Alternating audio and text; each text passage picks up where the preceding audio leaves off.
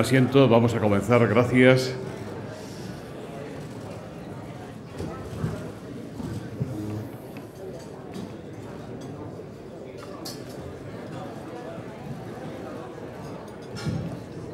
Excelentísimas e ilustrísimas autoridades, señoras y señores, como presidente de Nueva Economía Forum, tengo el placer de darles de nuevo la bienvenida al Fórum Europa, que organizamos con la colaboración de Red Eléctrica de España, BT y Asisa.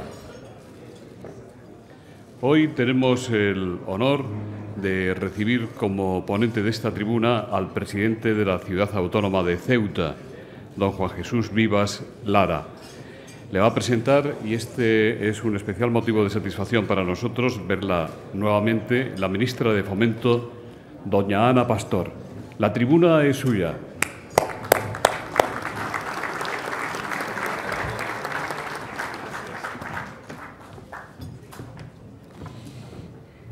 Muy buenos días a todos, señoras y señores, señor ministro de Justicia, señor ministro de Interior, señor presidente de la Ciudad Autónoma de Ceuta, querido Juan Jesús Vivas, señores presidente de la Junta de Andalucía, señores consejeros, señor delegado del Gobierno, señor alcalde de Algeciras, que también lo veo, señor secretario del Instituto Cervantes, señores diputados y senadores, autoridades, señoras y señores. Muchas gracias, José Luis, por tu invitación a esta, que para mí es un honor, esta presentación. Quiero de nuevo felicitaros porque creo que este espacio de debate, si no existiera, habría que crearlo. Creo que es un buen momento esta hora de la mañana, donde estamos bastante despejados todavía, para poder debatir algunos asuntos tan importantes como lo que hoy vamos a escuchar aquí. No hace falta que les diga a todos ustedes la relevancia que Ceuta tiene para todos nosotros. Todos tenemos a Ceuta como la ciudad querida de todos los españoles, una ciudad de enorme legado y de larga historia. Hasta la mitología griega nos recuerda a todos el papel, ese gran papel que siempre tendrá y que siempre tiene y que tendrá en el futuro Ceuta para todos nosotros. Ceuta es hoy una de las puertas de Europa a África, un lugar donde el Mediterráneo y el Atlántico se abrazan, un enclave con una personalidad única en el que convivimos todos, cristianos, musulmanes, judíos, hindúes. Ceuta ha sido y es, como el resto de España, cruce de civilizaciones. Lo sabe bien Juan Jesús Vivas, que ha dedicado toda su vida profesional y política a Ceuta, que es su gran pasión. Juan es licenciado en Económicas por la Universidad de Málaga, funcionario de carrera del Grupo de Técnicos de la Administración General. Lleva 27 años de su vida profesional trabajando por y para Ceuta. Asumió diversas responsabilidades en el área de gestión tributaria. Fue director gerente de la Sociedad para el Fomento y la Promoción del Desarrollo Económico de Ceuta. Fue consejero, un gran consejero de Economía y Hacienda en el Gobierno de Jesús Cayetano Fortes. Ha sido director del gabinete de la Delegación del Gobierno. Tiene un gran bagaje técnico y político, y desde el 7 de febrero del 2001 ha sido y es el presidente, para mí, gran presidente de la Ciudad Autónoma de Ceuta. Cuenta con toda la legitimidad democrática. En las autonómicas y municipales del 2003 fue el candidato más votado. Consiguió 19 de 25 escaños en la Asamblea. 4 años después volvió a ganar, obtuvo el mayor número de votos en la historia democrática de Ceuta, y en el 2011 revalidó su mayoría absoluta de nuevo con un porcentaje de votos similar. Detrás de ese gran proyecto popular encontramos una magnífica historia de gestión, una labor al frente del Gobierno ceutí que nunca ha defraudado a los ciudadanos. Ha impulsado la Sociedad para el Fomento de Ceuta, que es la que gestiona los proyectos cofinanciados con fondos estructurales. Ha puesto en marcha el Parque Marítimo del Mediterráneo. Ha favorecido mediante diversos planes la inserción laboral de todos los colectivos. Ha colaborado en la elaboración del Plan Estratégico de Desarrollo Socioeconómico de Ceuta. He conocido a muy pocos tan preocupados por su sistema sanitario, por el sistema sanitario, por la salud de todos los ciudadanos ceutíes, y también por la educación, que lo he vivido en primera persona. Al margen de su labor, digna de encomio, quiero decirles que Juan Jesús Vivas es un hombre de principios, un hombre honesto, un hombre leal y un hombre afable. Lo digo delante de su esposa, que hoy también nos acompaña, que también es trabajadora infatigable. Una persona que busca siempre la concertación, un trabajador que aborda todos los problemas. Ya saben que hay dos tipos de personas en la política, los que ven los problemas y los miran de reojo y aquellos que cada vez que tienen un problema lo miran de frente y lo resuelven o lo intentan resolver. Solo ha habido que verlo con ocasión de los problemas últimos que ha habido en la frontera. Estamos viendo a una persona que actúa siempre ante los grandes problemas con sensatez, con prudencia y con un alto sentido de la responsabilidad. Y este hombre no está solo, está acompañado primero de todos sus votantes, de todos los ciudadanos ceutíes, y está con el Gobierno. El Gobierno de España está siempre con Ceuta, siempre lo ha estado y siempre lo va a seguir estando. Ceuta es la tierra que vio nacer a nuestro presidente, es la tierra que lo vio nacer, que lo vio crecer y es la tierra con la que ha querido compartir siempre su experiencia y su bagaje político. Termino ya diciéndote, Juan Jesús, que es todo un honor estar aquí, a los miembros del Gobierno que hoy te acompañamos, aunque sea yo la que tengo la palabra, y que desde nuestro departamento, como sabes, trabajamos por lo que para ti es el gran proyecto de futuro de Ceuta. Es la política de vivienda tan importante para vosotros y para todos los ciudadanos. Es el transporte, es ese proyecto, ese gran proyecto que tenemos siempre permanentemente y que estamos en este momento trabajando para que antes de final de este año tengamos esa línea marítima en marcha y, sobre todo, estamos trabajando por las infraestructuras tan importantes para la competitividad.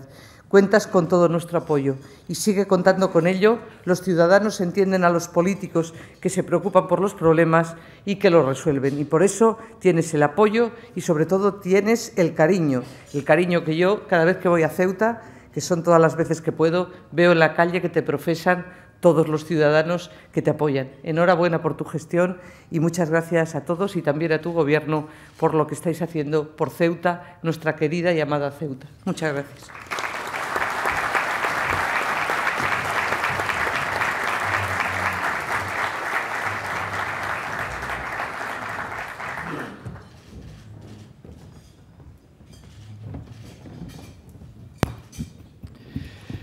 Buenos días a todos y muchísimas gracias.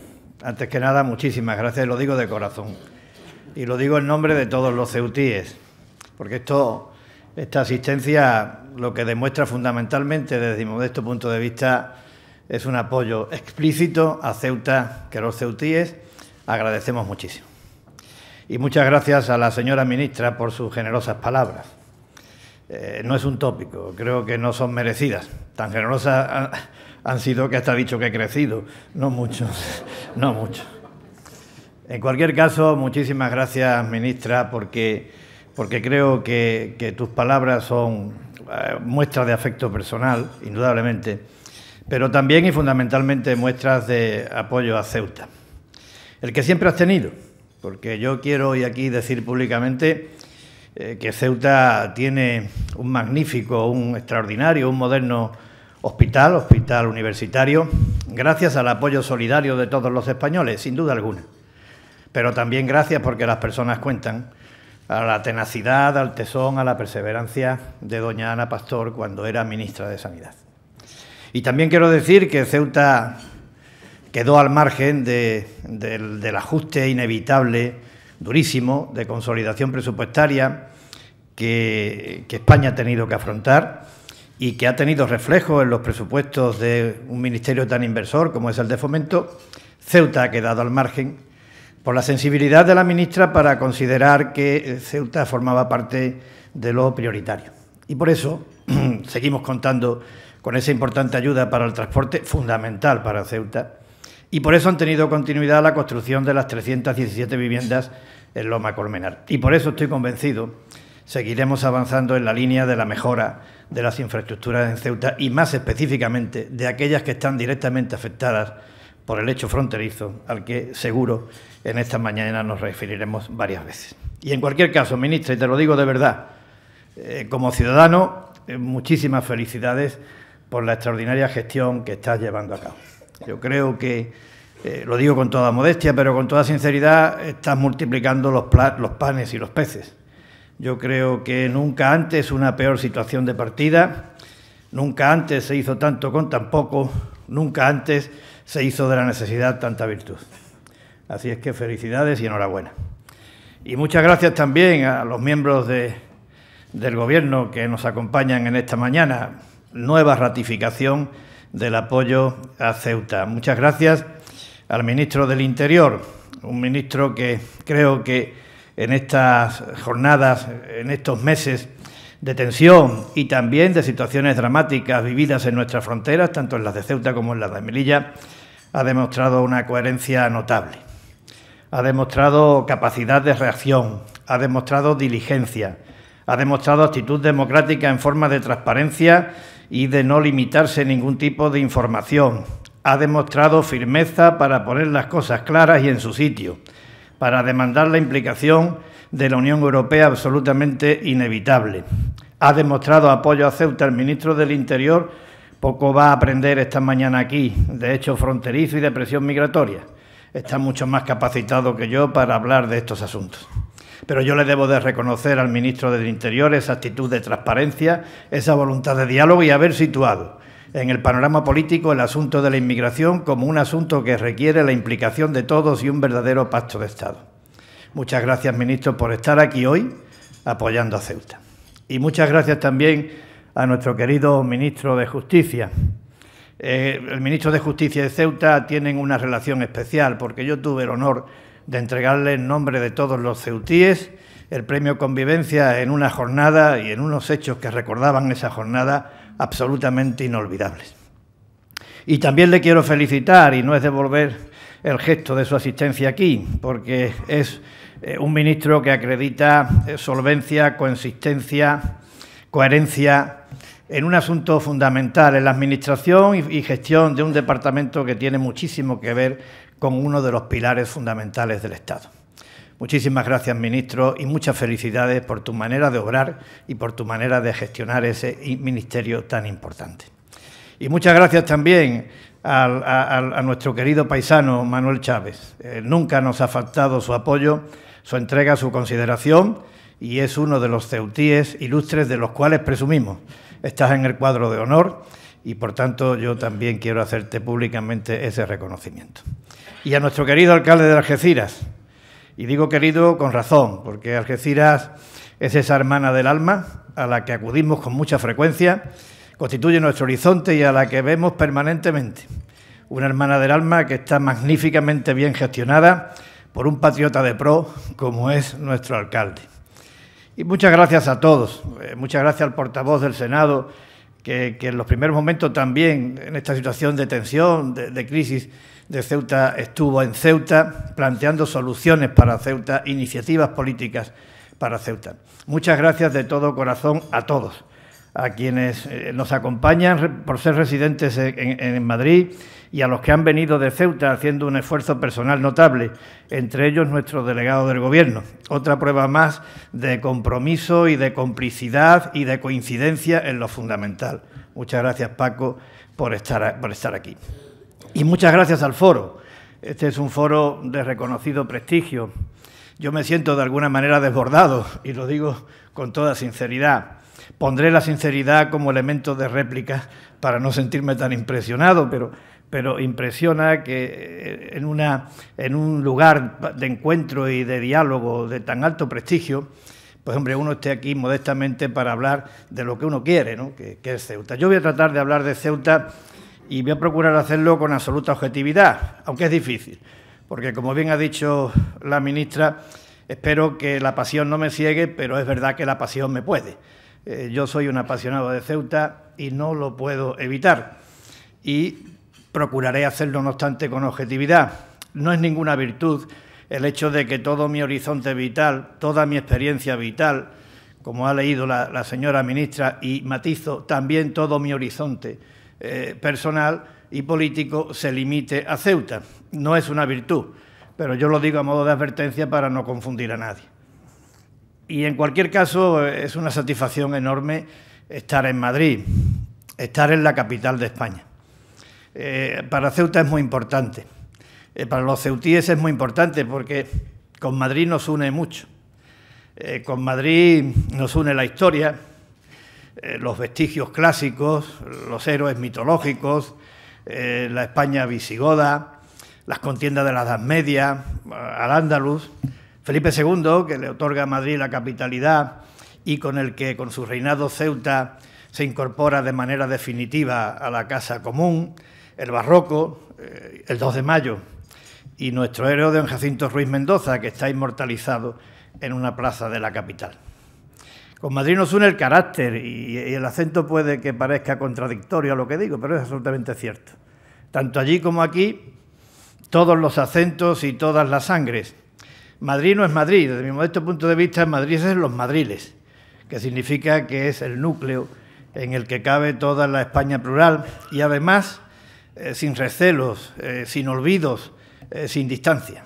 Madrid es verdaderamente admirable y nos une algo muy importante, el orgullo de ser españoles y además un orgullo que manifestamos sin ningún tipo de complejos, que manifestamos abiertamente, que manifestamos legítimamente.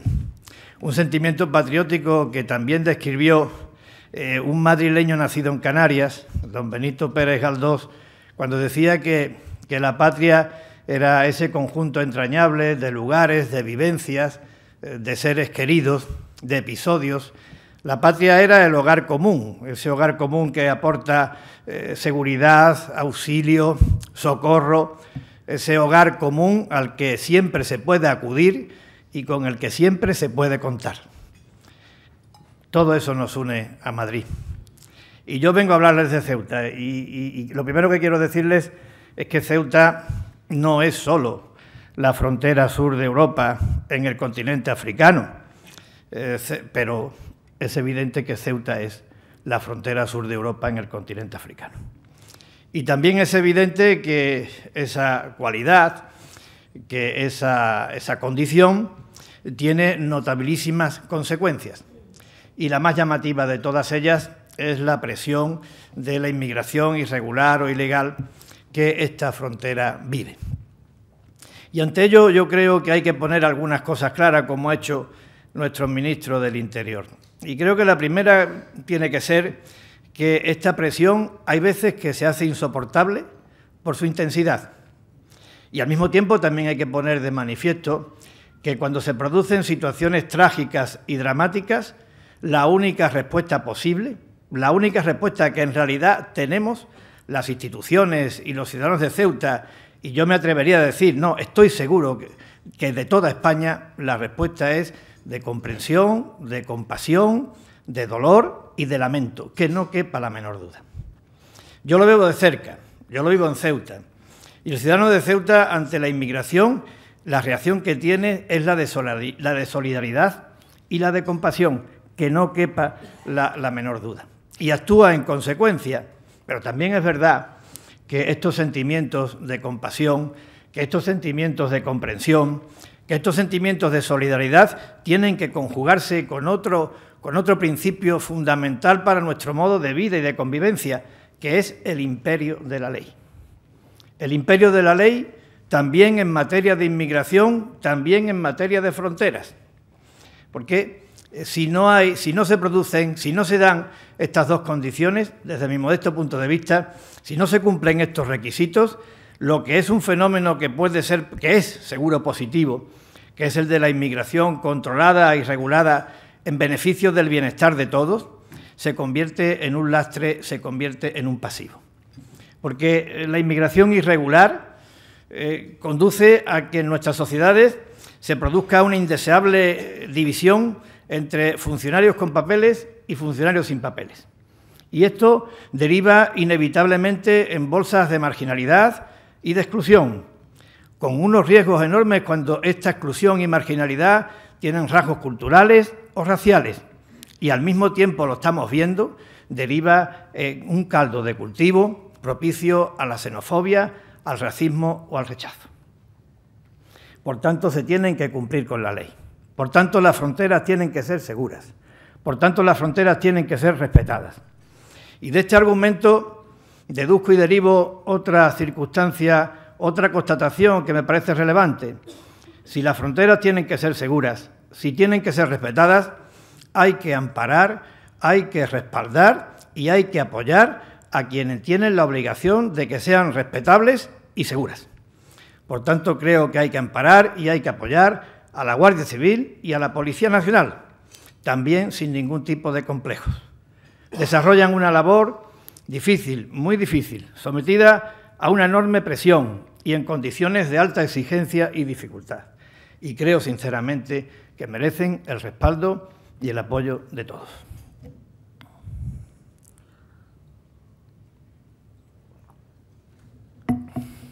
Y otra constatación. Como decía antes, Ceuta acoge. Como decía antes, Ceuta, que es una ciudad de 86.000 habitantes y apenas tiene 20 kilómetros cuadrados, alberga a 2 centros de estancia temporal, uno para mayores y otro para menores. En Ceuta ha habido épocas en las que la población inmigrante procedente del África subsahariana ha representado el 5% de la población total. En Ceuta es habitual, es ordinario que se compartan espacios y servicios con el inmigrante. En Ceuta, y lo digo rotunda y categóricamente, jamás se ha producido una actitud de rechazo o de xenofobia al inmigrante. Jamás. Pero también hay una cosa que es evidente. Los inmigrantes que llegan a Ceuta tras saltar la valla, los inmigrantes que llegan a Ceuta habiendo pasado un drama, recorriendo mares, recorriendo continentes, sometido a todo tipo de penalidades, ese inmigrante cuando llega a Ceuta no se quiere quedar en Ceuta. No se quiere quedar en el resto de España. Busca un punto en cualquier otro lugar de Europa. Por tanto, la primera constatación, la presión de la inmigración irregular, la necesidad y obligación de contener la presión irregular y las consecuencias que de la misma puedan derivarse en cuanto al notable esfuerzo de recursos que hay que hacer para que se sea eficaz en esa labor de contención, no puede ser un asunto exclusivo de Ceuta o de Melilla, tampoco de Sicilia, tampoco de Lampedusa, no puede ser un asunto exclusivo de España o de Italia o de los países ribereños. Esto tiene que ser un asunto de toda Europa. Por tanto, insisto, comparto la actitud del ministro de demandar rotundamente la implicación de Europa en el asunto. Implicación para llevar a cabo una política de ayudas al desarrollo eficaz y dotada de los recursos suficientes en los países emisores.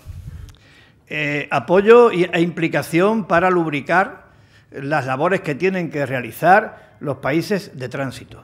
Implicación para normalizar la legislación aplicable en materia de inmigración. Implicación para compensar a los territorios que más directamente se ven afectados por las consecuencias negativas de la inmigración irregular, como es el caso de las fronteras exteriores. En última instancia, implicación para llevar a cabo una política común europea en materia de inmigración. Y una última constatación en este asunto de la inmigración. Tenemos un riesgo que yo creo que debemos de solventar como sociedad española y como sociedad europea. La inmigración no nos puede generar dudas acerca de nuestras convicciones democráticas, ni tampoco dudas acerca de nuestra convicción de absoluta defensa de la dignidad humana y de los derechos humanos. Yo creo que es bueno que se reitere, como se hace, que la inmigración, en todo caso, es un desafío, es un reto que nos confirma en la profunda convicción de que todos los seres humanos son iguales, que nos confirma en la profunda convicción de que nadie está legitimado para excluir, marginar y discriminar a otro por el simple hecho de haber nacido diferente.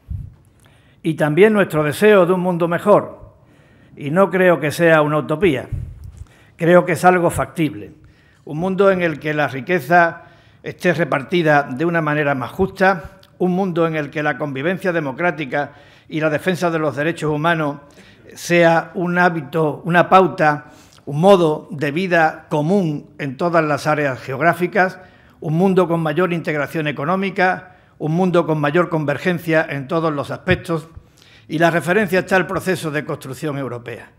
La convergencia a todos beneficia, no solamente a aquellos que parten de una situación relativa peor. Por tanto, este deseo yo creo sincera y modestamente, que tiene que ser un deseo de todos y tiene que ser una contundente afirmación de nuestras sociedades. Pero la frontera no es solo inmigración irregular.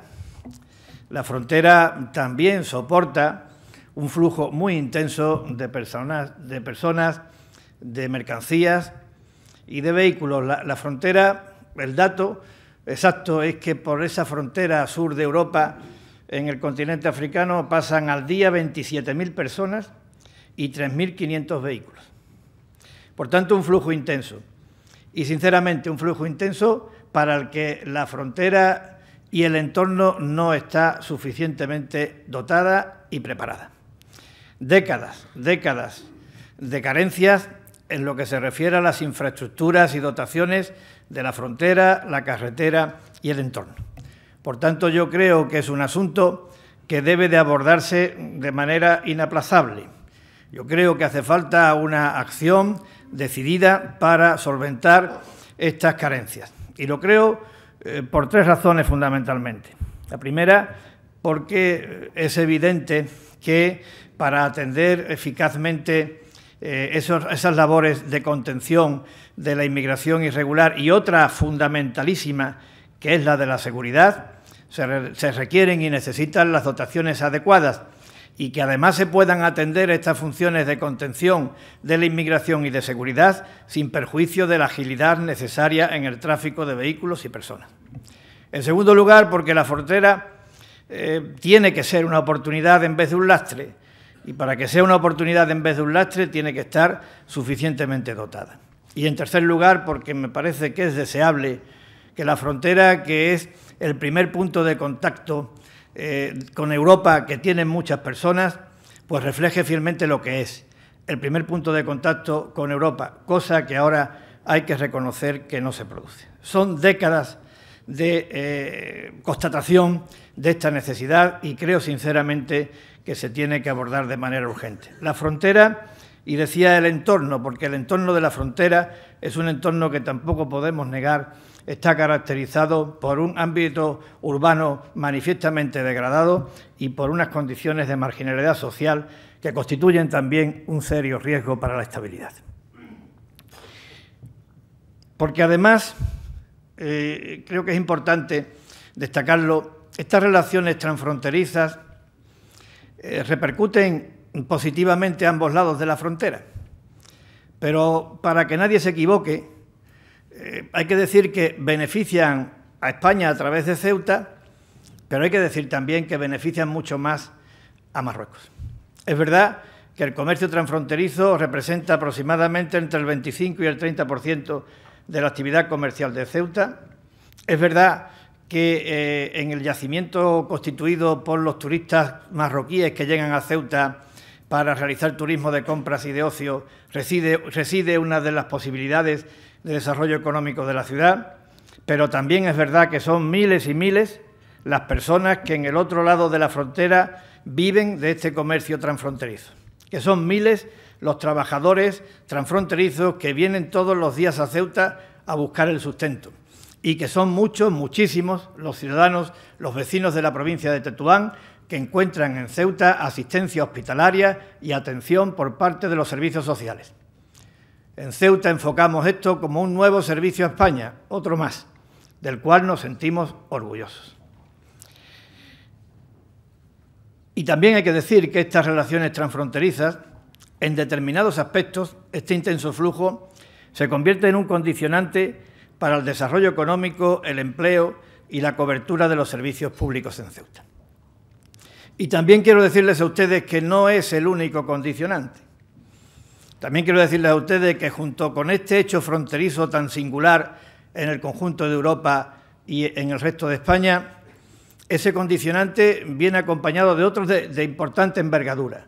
La extrapeninsularidad, la reducida superficie, el reducido tamaño del mercado de bienes, la dificultad de normalizar las relaciones comerciales y económicas con el país vecino, la falta de suelo, es decir, un conjunto de condicionantes que configuran un panorama extraordinariamente complejo y, en cuanto al grado de dificultad, sin parangón en el resto de España y de Europa. Esto tiene dos consecuencias.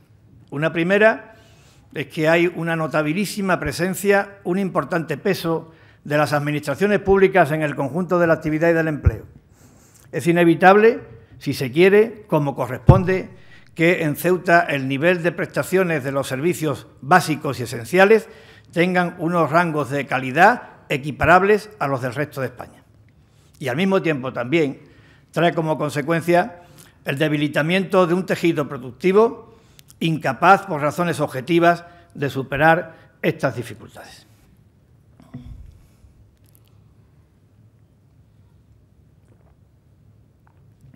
Pero debo decirles que esta debilidad del tejido productivo, que se traduce en un paro muy importante, debo decirles que esta debilidad no siempre ha sido así.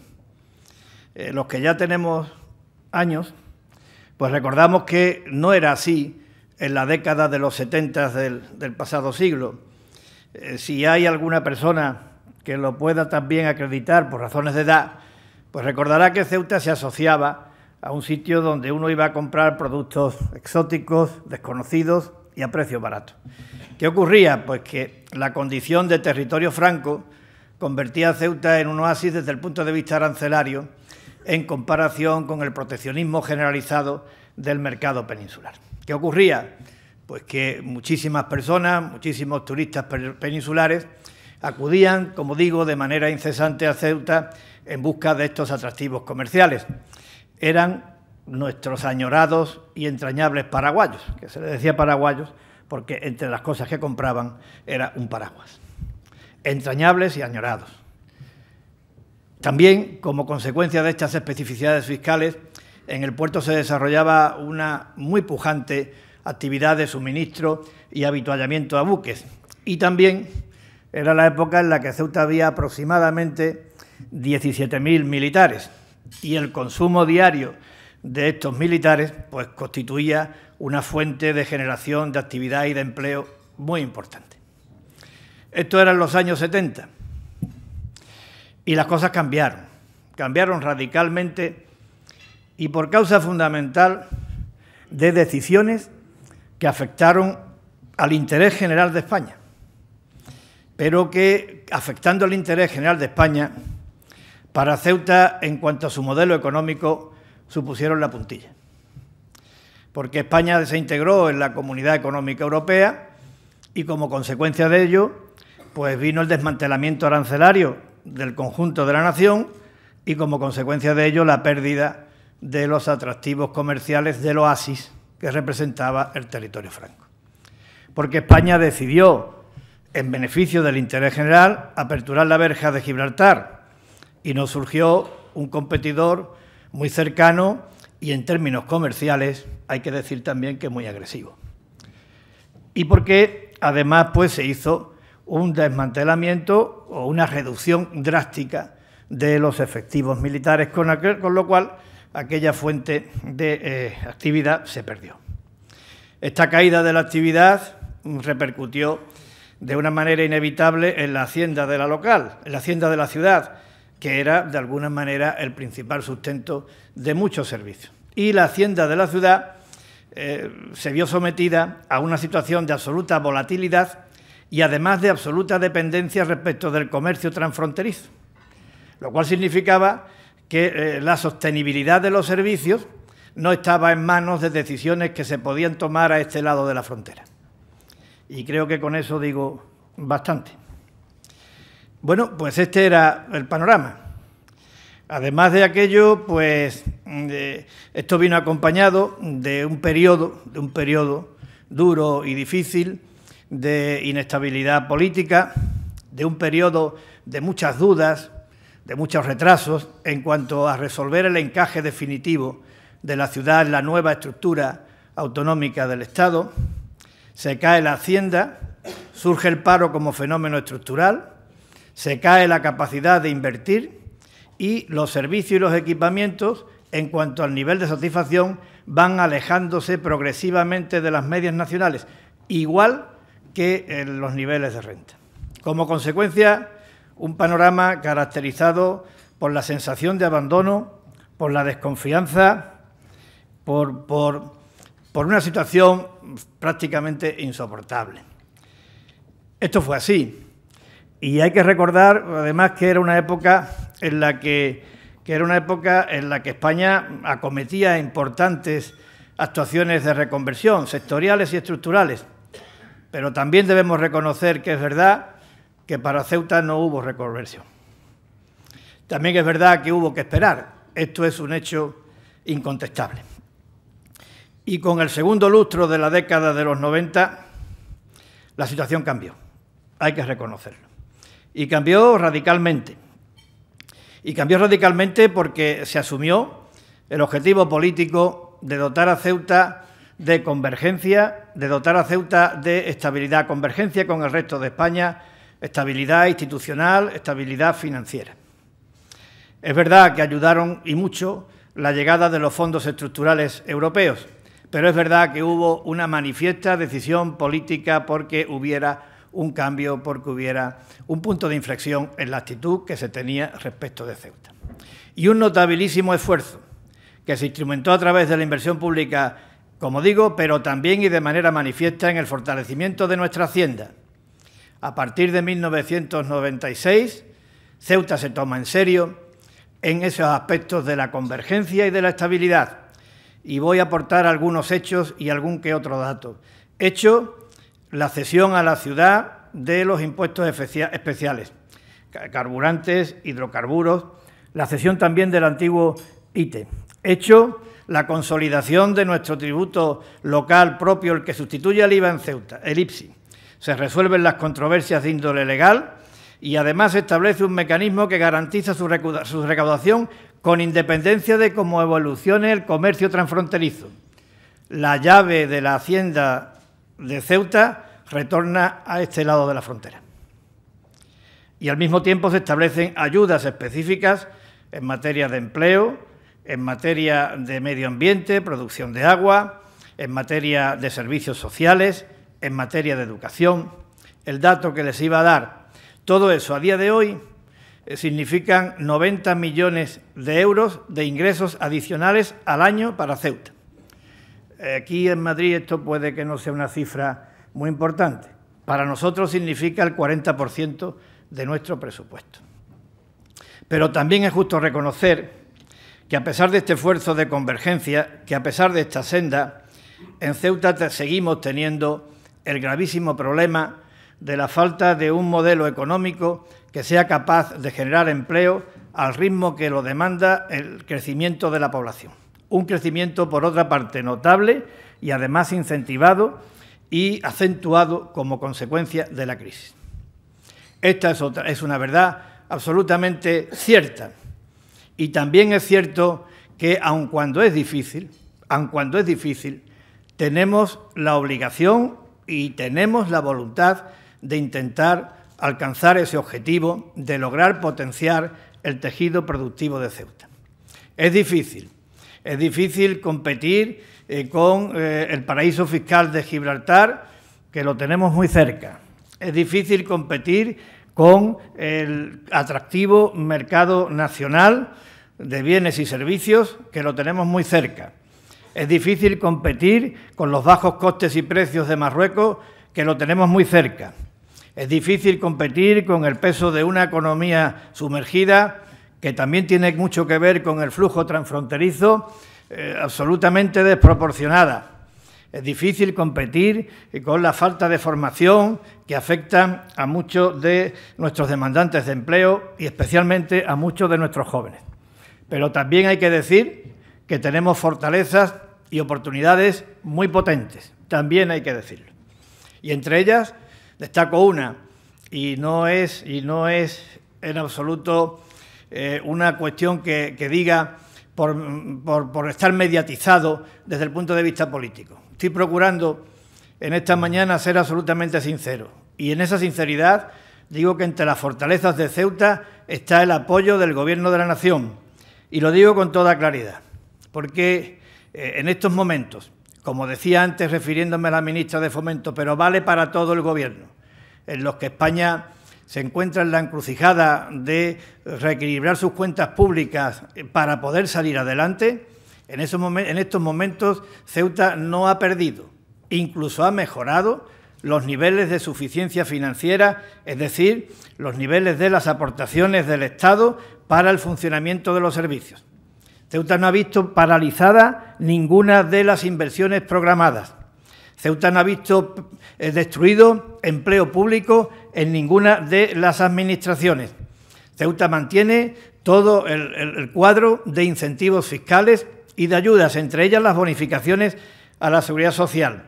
Ceuta ha mantenido la línea de flotación gracias a la voluntad política del Gobierno de la Nación y es justo reconocerlo. Como consecuencia, el mantenimiento del empleo estructural en la Administración, como consecuencia, la posibilidad de cumplir con los objetivos de equilibrio y deuda que hemos asumido, como consecuencia, ningún retroceso en la calidad de los servicios públicos esenciales. Tenemos como fortaleza también la situación geográfica. Somos la frontera sur, pero también somos una encrucijada de mares y de continentes. Tenemos el atractivo del régimen económico fiscal especial. No es un paraíso fiscal, ni lo queremos ser. Está perfectamente armonizado con el aparato tributario y fiscal del conjunto de España y de Europa. Pero es atractivo, también es verdad que es muy poco conocido. En Ceuta se aplica un 50% de bonificación en el IRPF y en sociedades para las rentas que en Ceuta se generan. En Ceuta no se aplica el IVA, ni los impuestos especiales, ni el arancel común. Están sustituidos por este IPSI local, nuestro tributo local, a unos tipos sensiblemente inferiores a los de los impuestos indirectos del territorio común.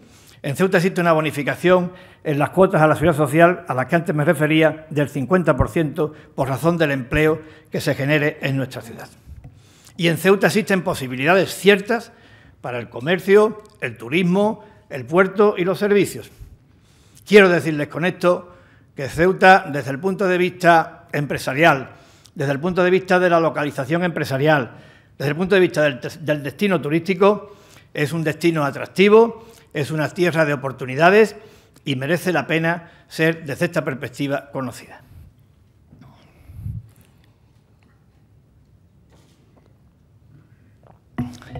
Me han pasado una nota diciéndome que vaya terminando. Yo no sabía muy bien el tiempo. Voy a ir terminando. Pero de cualquier manera, yo he dicho aquí que somos la frontera sur de Europa, en África. Yo he dicho aquí que Ceuta presta importantes servicios a España y Europa desde el punto de vista de la seguridad, desde el punto de vista del control de la inmigración. Yo he dicho aquí que Ceuta es una realidad compleja desde el punto de vista económico y social, que demanda la solidaridad del resto de los españoles, pero yo me iría de aquí frustrado si ustedes llegaran a la conclusión de que Ceuta es un problema. Me iría tremendamente frustrado, porque no lo es. Es decir, Ceuta tiene problemas, como todo el mundo, pero Ceuta no es un problema. Es más, yo quisiera decirles que Ceuta es mucho lo que ofrece. Y no solo desde el punto de vista material, que también. Ceuta es mucho lo que ofrece desde el punto de vista de lo intangible, desde el punto de vista de los valores. A pesar de las visiones que de manera sesgada se ofrecen, yo creo que involuntariamente, de la ciudad en ciertas ocasiones. A pesar de los tópicos y de los estereotipos, yo les puedo decir a ustedes con toda rotundidad, con pasión, pero sin apartarme de la sinceridad, que en Ceuta predomina la virtud. La virtud de Ceuta, que es virtud de los ceutíes, y es una virtud que tiene que ver mucho con la capacidad, con la actitud, con el compromiso, para tres cosas fundamentales: para compartir y acoger, para convivir y para servir a España.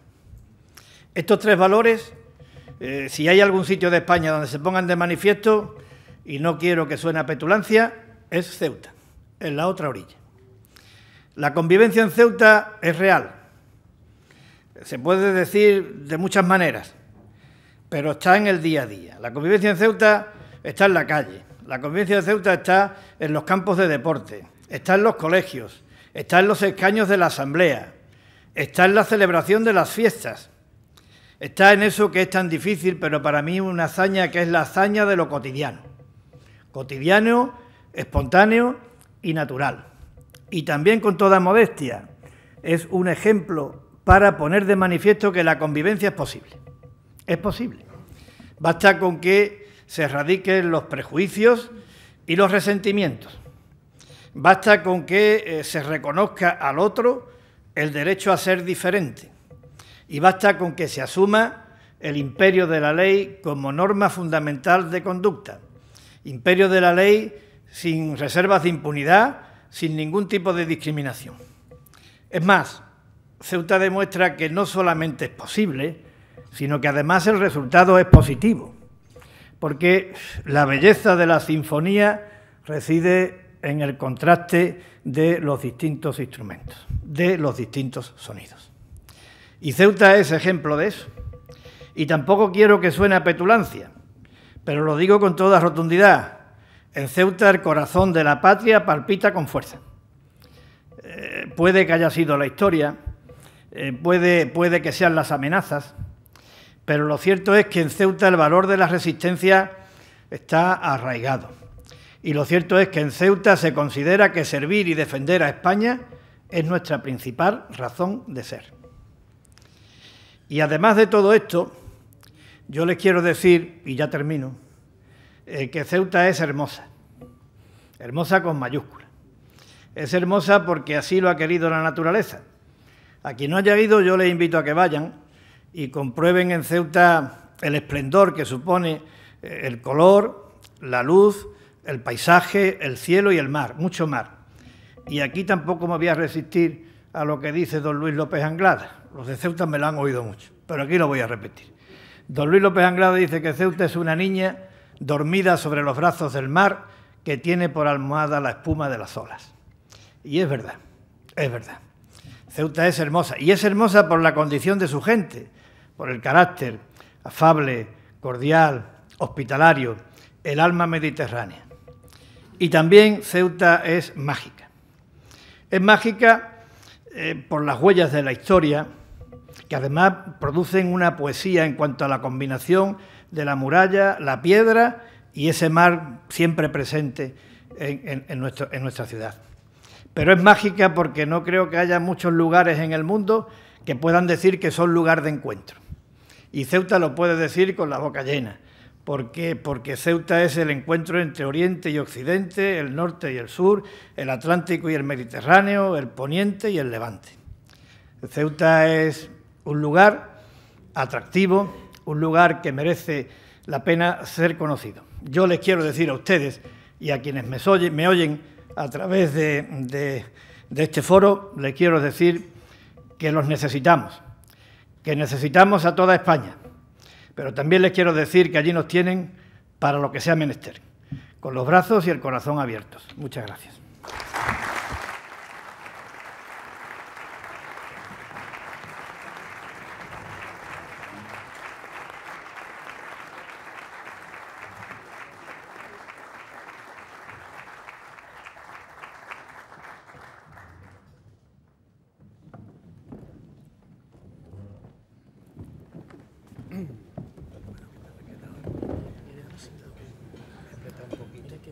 La ministra de Fomento ha tenido que sentarse para incorporarse a su despacho.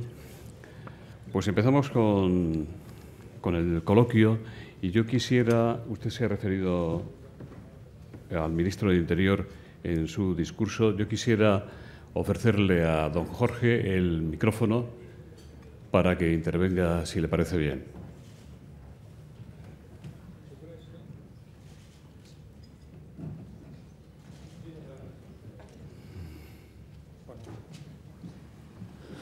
Bueno, pues muchas gracias, pero después de la magistral conferencia que nos ha dado el presidente de Ceuta, buen amigo Juan Jesús Vivas, pues no voy a hablar yo de Ceuta, porque sería por mi parte una osadía y una temeridad. Simplemente decir que en lo que hace referencia a mi ámbito de responsabilidad en estos momentos, agradecer todo lo que ha dicho y sobre todo agradecer todo lo que hace, porque efectivamente hoy Ceuta, al igual que su hermana gemela, aunque a unos centenares de kilómetros hacia oriente, la ciudad de Melilla, comparten el foco nacional, europeo e internacional con ocasión de la presión migratoria que en sus perímetros fronterizos se sufre. En el caso de Ceuta, esos 8,2 kilómetros de perímetro fronterizo desde el sur, desde el espigón del Tarajal al norte, al espigón de Benzú. Y creo que lo que nos ha dicho hoy el presidente de Ceuta pone de manifiesto que nadie tiene el patrimonio de la compasión, de la solidaridad ante la situación que allí se produce. Y que en todo caso, más bien lo contrario, los que precisamente lo viven, como son los ceutíes y melillenses, de manera muy especial, tienen ese sentimiento de compasión y de solidaridad y de respeto hacia esos inmigrantes que ante todo y sobre todo son personas iguales en dignidad y en derechos a nosotros, que intentan acceder a través de los perímetros fronterizos de Ceuta y de Melilla, tras haber en muchísimas ocasiones recorridos miles de kilómetros desde sus países de origen, donde no encontraron la oportunidad para un futuro personal, profesional y familiar digno de su condición humana, pues se encuentran efectivamente con esas vallas fronterizas que les impiden acceder a lo que ellos consideran que es el dorado deseado. Ceuta, como Melilla, que son España y que por lo mismo son la Unión Europea. Él lo ha definido muy bien y, por tanto, yo no tengo nada más que decir, solo afirmar que efectivamente el fenómeno de la inmigración es demasiado complejo como para reducirlo a un problema de control fronterizo. Pero es verdad que tenemos el derecho y tenemos la obligación de controlar nuestras fronteras como Estado y como frontera exterior de la Unión Europea. Dentro del fenómeno de la inmigración, que exige, como él ha señalado, políticas de prevención en origen, aquellos países, en el caso de Ceuta, como de Melilla, fundamentalmente países subsaharianos que intentan llegar a donde nosotros residimos por razones económicas y sociales mayoritariamente, pues de colaboración con esos países en origen, de ayudas al desarrollo con los países de origen y tránsito, en nuestro caso fundamentalmente, por tanto, con Marruecos, de lucha contra las mafias que trafican criminalmente con seres humanos que están en esa situación de desesperación o desesperanza tan acusada, de colaboración en las fronteras operativamente con las fuerzas de seguridad que a uno y otro lado del perímetro fronterizo tienen que hacer cumplir la ley, impidiendo que ilegalmente se entre en nuestro país. Y esa no es la labor más agradable, no es la labor más agradable. Y por eso yo agradezco lo que ha dicho el presidente Vivas, porque efectivamente el pasado 6 de febrero en la playa del Tarajal, en el espigón del Tarajal, en el lado marroquí, pues se produjo una tragedia humana, donde 15 de esas personas que pretendían, que están ilegalmente en Marruecos, y que intentaban entrar ilegalmente a nuestro país por las razones que antes comentábamos, pues trágicamente fallecieron ahogados en aguas marroquíes. Y desde entonces, pues Ceuta ha estado en el foco, vinculado a esa tragedia. Y sería profundamente injusto que la imagen que se trasladara de Ceuta al resto de España, al resto de Europa, al resto del mundo, fuera la que algunos pudieran haber deducido de ese dramático acontecimiento. Lo ha dicho muy bien el presidente Vivas y, por tanto, yo solo quiero añadir, y con eso termino, de que efectivamente tenemos el deber de controlar las fronteras, que eso no soluciona el fenómeno de la inmigración, que no da respuesta al drama de la inmigración, evidentemente, pero una cosa no quita la otra. Ya he señalado que Europa efectivamente se tiene que implicar desde el principio de solidaridad y responsabilidad compartida. Los países que, como el caso de Italia, que ha citado muy bien, la tragedia Lampedusa está ahí siempre presente, como España, somos frontera exterior de la Unión Europea, necesitamos la ayuda, la solidaridad del conjunto de la Unión Europea, porque a veces se ven las cosas muy cómodamente desde miles y miles de kilómetros de distancia y se dan consejos y opiniones que se agradecen mucho, pero que han de venir acompañadas de algo más que consejos, opiniones o críticas. Y como mínimo tenemos el derecho a exigir comprensión, solidaridad y ayuda. Y, desde luego, el apoyo que en todo momento ha prestado a la Policía Nacional, que realiza esa misión ejemplarmente en los pasos habilitados fronterizos, fundamentalmente en el Tarajal, como Menienzar en Melilla, el Tarajal en Ceuta, y, por supuesto, a la Guardia Civil, a la que la ley le encomienda la ley, la misión de velar porque no se entra ilegalmente a través de nuestras fronteras. Y lo hace en circunstancias límite, en circunstancias muy complejas. La ley les atribuye esa misión, pero no determina cómo tienen que realizar esa misión. Y esa misión no se hace igual en el aeropuerto de Barajas, como todo el mundo entiende, que evidentemente en Ceuta y en Melilla. Y el concepto operativo de vigilancia, control y rechazo en frontera, que viene establecido como concepto operativo por la Guardia Civil desde hace muchos años y con gobiernos anteriores, nadie lo había cuestionado hasta ahora. Y si alguien tiene un concepto operativo, mejor que lo ponga encima de la mesa. Y en todo caso, sí, y con esto concluyo, si creemos que es necesario que la política de inmigración sea una política comunitaria, primero tiene que ser una política española, una política de Estado. Con poca autoridad moral nos podemos presentar en Bruselas exigiendo que sea política comunitaria europea si no hemos sido capaces, primero, de que sea política nacional, de que sea política española.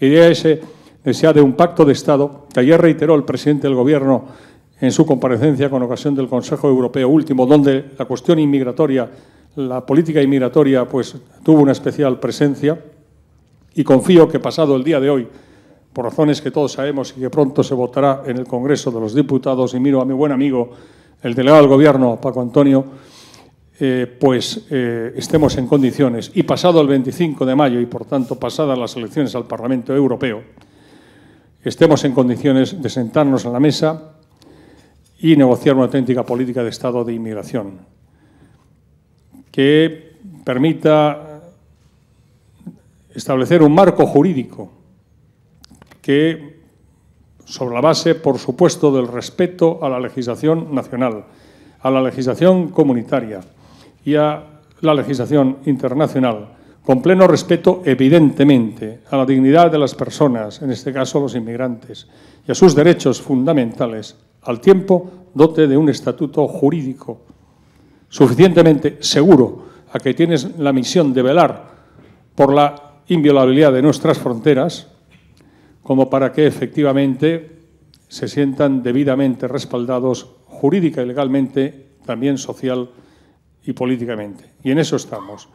En todo caso, presidente Vivas, mi felicitación, porque con tu conferencia magistral, en el sentido estricto del término, no solo académico, sino por lo didáctica que ha sido, has puesto de manifiesto que y no me quiero equivocar, la siempre noble, leal y fidelísima ciudad de Ceuta tiene efectivamente un siempre noble, leal y fidelísimo presidente de su ciudad, que es el presidente y buen amigo Juan Jesús Vivas. Muchas gracias.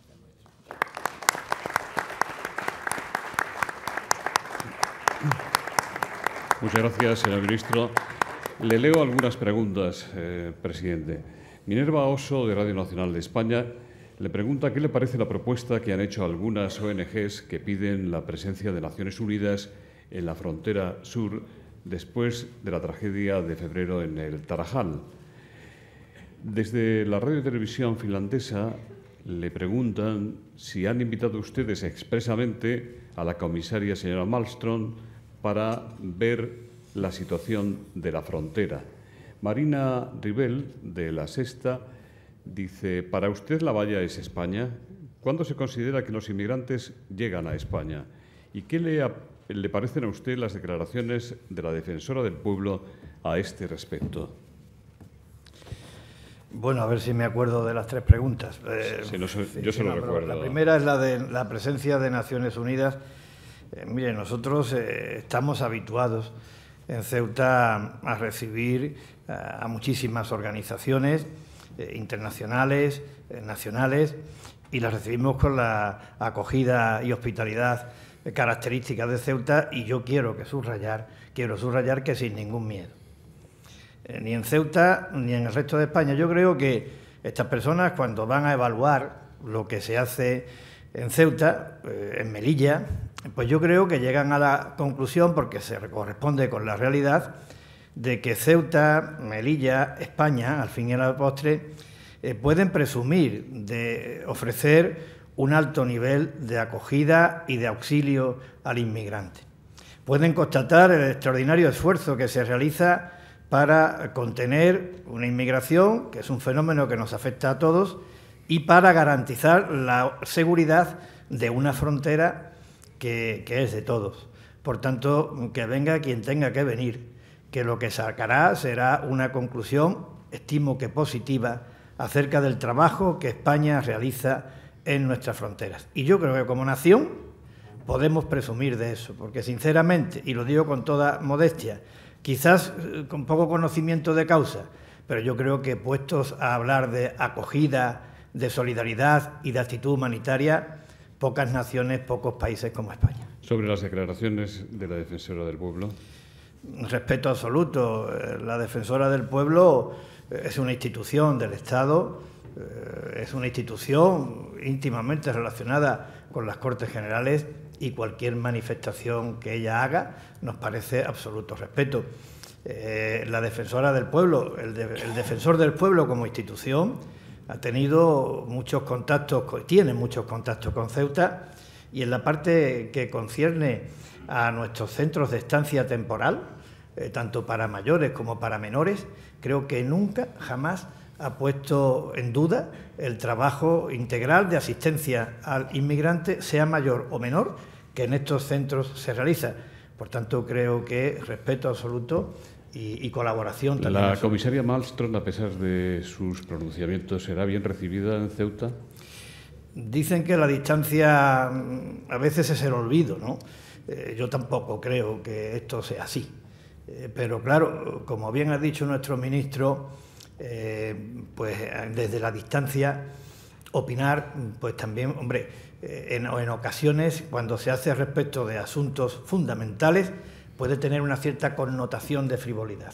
Yo lo que sí estoy es absolutamente de acuerdo y respaldo absolutamente, modestamente, a la conversación que el señor ministro, nuestro ministro del Interior, tuvo con la comisaria, diciéndole que España estaba obligada a cumplir con sus obligaciones, que lo iba a hacer con absoluta responsabilidad, dándole cuenta de lo que en Ceuta y en Melilla se hacía y suscribiendo a la invitación que le formuló. Ojalá y venga y compruebe en Ceuta y en Melilla lo que en Ceuta y en Melilla se hace. Ana Díaz Gutiérrez, de Cambio 16, dice: el CETI está sobrepasado. ¿Hay alguna medida en marcha para su descongestión? ¿Qué opina de las críticas de la Defensora del Pueblo sobre este tema? Ya se ha referido usted a ello. Paloma Fabieres, de la Comisión Española de Ayuda al Refugiado, dice: dada la presión migratoria que sufre la ciudad y la sobreocupación del centro de estancia temporal, ¿a qué se debe la limitación impuesta a los solicitantes de asilo desde el año 2009 de no permitir la libertad de circulación y, por tanto, su traslado a la península? Y Laura Lusón se refiere también a este tema: ¿cómo se garantiza que esas personas tendrán acceso a su derecho de solicitar asilo? En cuanto a los CETIs de Ceuta y Melilla, yo creo que hay una cierta confusión, por otra parte perfectamente explicable. El ministro lo ha dicho antes, yo he hablado de Ceuta, muchas de las cosas que he dicho de Ceuta son válidas para Melilla. Es verdad que la distancia con la península no es la misma y eso introduce algunos componentes diferenciables entre Ceuta y Melilla. Pero vamos, que a mí no me importa que se nos confunda, porque nuestro fuero es el mismo, la historia nos identifica y el destino es común. Por tanto, yo, eso de Ortega y Gasset, Ceuta y Melilla, a mí particularmente no me molesta. Lo que sí quiero decir es que en los centros de estancia temporal se hace un extraordinario trabajo. Se hace un extraordinario trabajo, tanto en Ceuta como en Melilla.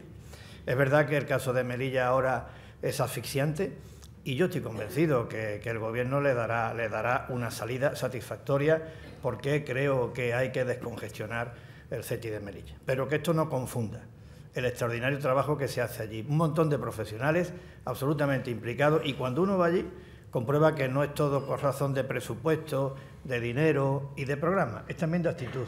Y la actitud de los funcionarios de nuestros centros de estancia temporal es magnífica, de solidaridad, de apoyo, de actitud humanitaria, de servicio integral, no solamente en lo que es la estancia, no solamente en lo que es la comida y las necesidades más básicas, también en un apoyo desde el punto de vista orientativo, desde el punto de vista psicológico, para favorecer la integración.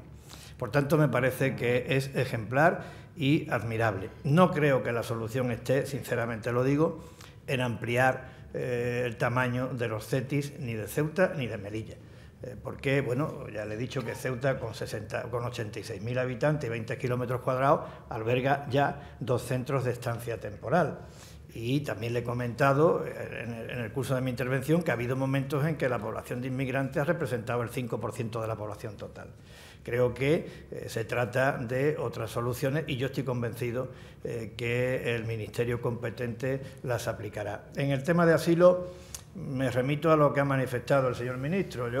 Yo creo que el señor ministro ha dicho que es conveniente sentarse en una mesa y abordar la inmigración como política de Estado, como por otra parte creo que tiene que ser. A mí me parece que estas son de las cuestiones neurálgicas a las que retos y desafíos que se enfrenta una nación, y por tanto ahí yo creo que tiene que haber un consenso político muy sólido al respecto. Y ahí es donde yo creo que se tiene que tratar todo el tema de la normativa aplicable en materia de inmigración, ahí y en el ámbito de la Unión Europea, porque yo también creo, modestamente, que disparidad normativa significa la generación de flujos artificiales estimulados e incentivados por la propia disparidad normativa.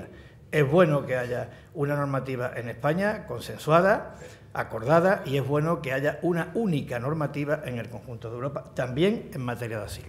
Carlos López Combarros dice: ¿cuáles deberían ser, en su opinión, las 4 o 5 decisiones / actuaciones nucleares que debería tomar las instituciones europeas para parar la hemorragia migratoria permanente del Magreb? Enrique Boto se refiere también a este tema, al planteamiento de una frontera que no sea tan agresiva como la actual, y Antonio Robledo dice: ¿sigue latente la amenaza de Marruecos sobre Ceuta y Melilla? ¿Está agazapado el vecino, pero solo eso, y en cualquier momento resucitarán sus auténticos propósitos? Bueno, mire, yo creo que poner o pretender una solución rápida, inmediata, para la inmigración, me parece a mí que sería excesivamente pretencioso, ¿no? Yo algo he referido en mi intervención. Yo creo fundamentalmente que si uno analiza por qué se produce la presión migratoria y por qué se produce la inmigración irregular o ilegal, pues llega al convencimiento de que parte de la necesidad que sienten muchas personas de mejorar su estatus y sus condiciones de vida. Vamos, es por darle un dato, la diferencia de esperanza de vida que hay entre España y Mali. En Mali la esperanza de vida es de 53 años y en España es de 83. Yo creo que ya con eso tenemos bastante para saber si hay o no un atractivo y un deseo de mejorar de condiciones de vida. Pero también se produce, y no ha salido aquí, y el ministro lo dice muchas veces, y yo lo comparto plenamente, que hay gente que se dedica sin ningún tipo de escrúpulo a traficar con los seres humanos, que hay personas, que hay mafias que mueven a estos colectivos. Y claro, yo también creo que contra estas mafias todos hay que luchar. La culpa de que existan mafias no la tienen las autoridades, no la tienen los cuerpos de seguridad, todo lo contrario. Son absolutamente necesarios para combatirlos. Porque, insisto, la inmigración regulada, ordenada, legal, es un fenómeno positivo, sin ninguna duda. Ahora, la inmigración irregular es un trastorno pernicioso para el propio inmigrante. Por tanto, la lucha con las mafias. ¿Qué se podía hacer? ¿Qué medidas? Pues mire, yo creo, lo hemos apuntado, ¿no? Una política común, una política de ayudas al desarrollo común, una política de colaboración con los países de tránsito, una política de lucha decidida contra las mafias, de homologación normativa en todos los países. Esto yo creo que aliviaría las consecuencias negativas de la presión migratoria, pero evidentemente la panacea para decir esto mañana se resuelve con una medida sería ilusorio. Sara Lamas. Y en cuanto a lo de Marruecos, pues yo le quiero decir que desde Ceuta compartimos el interés general de España de unas buenas relaciones con Marruecos. Creo que son buenas para España, son buenas para Europa y son buenas, por tanto, para Ceuta.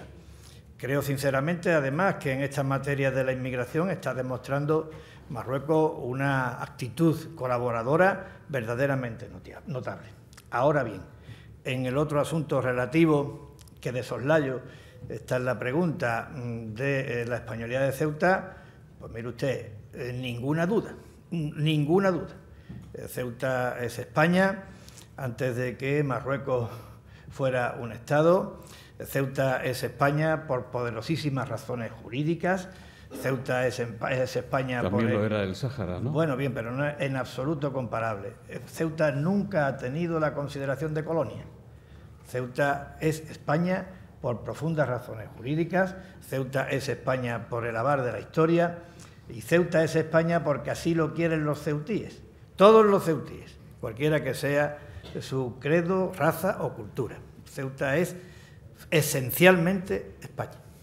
Bueno, pues cambiamos, aunque solo sea por un momento de tema, no tenemos mucho tiempo. Sara Lamas le pregunta si puede hablarnos de la nueva línea marítima con Ceuta, cuya puesta en marcha la señora ministra de Fomento en su presentación ha fijado para el próximo mes de octubre. Bueno, la ministra a lo que se ha referido es al contrato de servicio público de la línea marítima. Eso forma parte de uno de los aspectos característicos de Ceuta en cuanto al apoyo que se recibe por parte del Gobierno de la Nación. Ceuta tiene una línea marítima atendida por varias compañías privadas, pero es deseo del Gobierno de la Nación, compartido con el Gobierno de la ciudad, que al mismo tiempo de esa oferta de compañías privadas pues haya un paraguas que garantice la continuidad, regularidad en el servicio en condiciones y precios determinados. Y a eso es lo que se ha referido la ministra. El concurso anterior para adjudicar ese servicio público quedó desierto y lo que la ministra ha anunciado es que pronto se reaperturará ese concurso. Fundamental para Ceuta, por otra parte. ¿Qué le parece, presidente, la serie televisiva Príncipe, cuya acción sitúa en Ceuta y que pone de manifiesto que la ciudad es objetivo para la captación de terroristas por parte de Al-Qaeda? Bueno, afirmar que la serie pone de manifiesto, yo soy un gran admirador de la literatura y también del cine, y creo que la fabulación tiene su ámbito. Yo quiero decir que la serie es fabulación, y lo que quiero decir que la realidad de Ceuta no es esa. Evidentemente, los riesgos existen y nadie los niega, pero Ceuta, lo he dicho antes en mi intervención, creo que se asocia de una manera fundamental con la virtud. No se asocia Ceuta con la corrupción, no se asocia Ceuta con el crimen, no se asocia Ceuta con el conflicto racial o cultural. Son riesgos que están ahí y que merecen su atención, pero Ceuta es mayoritariamente virtud. Yo he dicho en tres cosas: en la capacidad para compartir, en la capacidad para convivir y en la capacidad para servir a España. Ayer la secretaria general Cospedal anunció que Arias Cañete será el cabeza de lista del PP en las europeas. Un secreto a voces. Santos de Juan le pregunta si usted va a ayudarle a Arias Cañete, recordando que los fondos europeos conseguidos para su ciudad han contribuido a cambiar Ceuta. Ana Flores le pregunta si le parece que la victoria del Partido Popular va a ser esencial para que la voz de Ceuta siga escuchándose en el Parlamento Europeo, y por qué los socialistas no defenderían igual a la ciudad autónoma. Mire, para mí ha sido una extraordinaria noticia el que don Miguel Arias sea el candidato del Partido Popular a las elecciones europeas. Y es una extraordinaria noticia porque don Miguel Arias, que es un profundo conocedor de Europa, también lo es de los aspectos estructurales de España en su conjunto, pero es un especialista en Ceuta y lo digo aquí, yo creo que sin exagerar un ápice lo que digo. Por dar un dato que es una referencia personal, don Miguel Arias, el primer destino que tuvo como abogado del Estado fue Ceuta. Y desde entonces su vínculo con Ceuta ha sido permanente y nos ha echado, ya que estamos en un ambiente coloquial, muchísimos cables. Muchísimos cables. Por tanto, yo creo que es una magnífica noticia. La evidencia de que los fondos estructurales han cumplido una función determinante en el desarrollo de nuestra ciudad, en esa senda de convergencia en servicios y equipamientos a la que antes me refería, pues es también evidente. Mire usted, en Ceuta, yo he puesto la frontera en el segundo lustro de 1990, de la década de 1990, que coincide con un cambio de actitud política respecto de Ceuta evidente y también con la materialización notable de los fondos europeos. Hasta ese momento, hasta ese cambio, en Ceuta no teníamos agua a las 24 horas del día. Y la poca agua que teníamos, la teníamos a través de unos buques aljibes que venían todos los días de la península a traernos agua. Ya hay 24 horas de agua al día. En Ceuta ya no se vierte al mar el agua no depurada. En Ceuta tenemos un moderno hospital, un hospital universitario. En Ceuta se ha remodelado la estación marítima. En Ceuta se ha construido un helipuerto civil. En Ceuta ha cambiado radicalmente la trama urbana, las principales vías de comunicación de la ciudad. Se han renovado equipamientos sociales, culturales, deportivos, se ha puesto en valor el patrimonio histórico, se han incrementado exponencialmente las prestaciones sociales y todo eso ha tenido una contribución importante los fondos europeos. Por tanto, yo creo que ha sido de muchísimo mérito la gestión que llevó a cabo el Gobierno de la Nación y nuestro presidente a la hora de conseguir que en materia de FEDER y de Fondo Social Europeo, Ceuta no perdiera recursos para el vigente marco comunitario de apoyo 2014-2020. ¿Por qué está usted tan cerrado a cambiar el reparto de los fondos FEDER, tal como le piden los socialistas? Que yo sepa, no me han pedido nada. No, pues lo dicen la prensa, ¿no? Lo dice la prensa. A mí no me han pedido nada. Yo creo, además, que esto hay que ponerlo en su sitio, porque es que nosotros no manejamos los fondos estructurales de manera libre. Es decir, tenga usted en cuenta que esto se llama política regional europea y que cuando se aprueba la política regional europea y los escenarios financieros de la Unión Europea se marcan una serie de ejes y nosotros, por razón del estatus que ocupamos en función de nuestro nivel de renta, nosotros estamos obligados también a llevar a cabo lo que se denomina concentración temática. Y es que tenemos que destinar determinados recursos en un porcentaje determinado a determinadas cosas. Pero los ejes no los podemos alterar, están marcados por la Unión Europea. El PP y el PSOE están de acuerdo en que se incluya a Ceuta en el Comité de las Regiones como región ultraperiférica. ¿Usted cree que eso se va a conseguir? Bueno, yo creo que cuando el PP y el PSOE se han puesto de acuerdo en asuntos fundamentales para nuestra ciudad, las cosas han funcionado bien.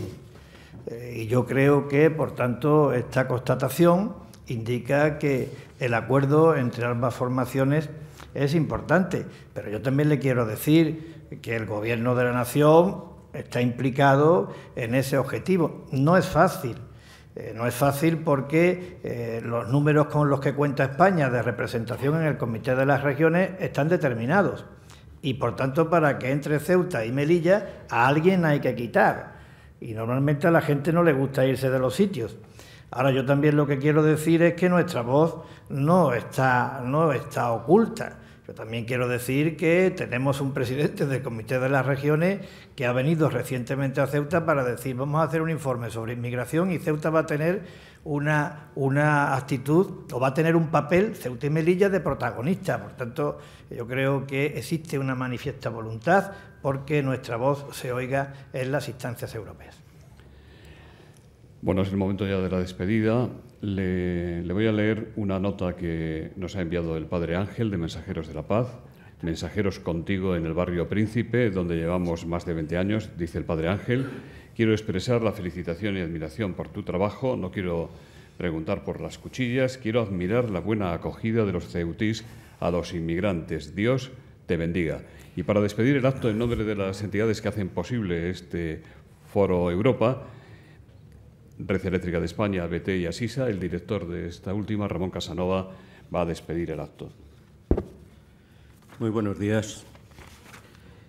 En nombre de los patrocinadores BT, Red Eléctrica Española y Asisa, compañía a la que represento en este acto, quiero darle las gracias a don Juan Jesús Vives, gran político, reconocido en 2010 como el mejor alcalde de España por el estudio Mercociudad del Instituto de Investigación y Análisis, por delante de alcaldes tan brillantes como doña Teófila Martínez de Cádiz o el recientemente fallecido don Iñaki Azcuna de Bilbao.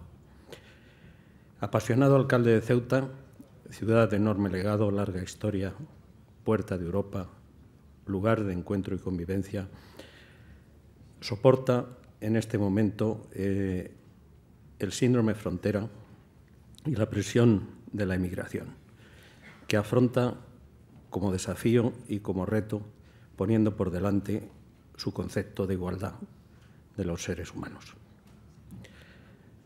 Ha conseguido grandes cosas para Ceuta. En el ámbito cultural, el Teatro Auditorio Rebellín, premio Pritcher, Álvaro Sisa es su obra. En bienestar de la población ha conseguido la inversión para realizar el ciclo integral del agua, que ha permitido que todo el mundo tenga agua las 24 horas del día y que el agua se aproveche, se recicle. Y en el ámbito de la responsabilidad social ha conseguido financiación para triplicar el gasto social y crear el IMIS, Ingreso Mínimo de Inserción Social. Quiero agradecer también la presencia de doña Ana Pastor, la presentadora, ministro de Justicia, ministro de Interior y resto de autoridades. Y, cómo no, la presencia de su esposa, doña Dolores Lola Puya, que nos han honrado esta mañana. Muchas gracias a todos ustedes por su presencia.